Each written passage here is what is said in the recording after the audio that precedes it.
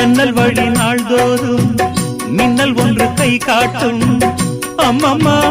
என்னைத்தான் ஆசைகளில் நீராட்டும் எனக்கும் உனக்கும் இருக்கும் நெருக்கம் இளமை தொடங்கி முதுமை வரைக்கும்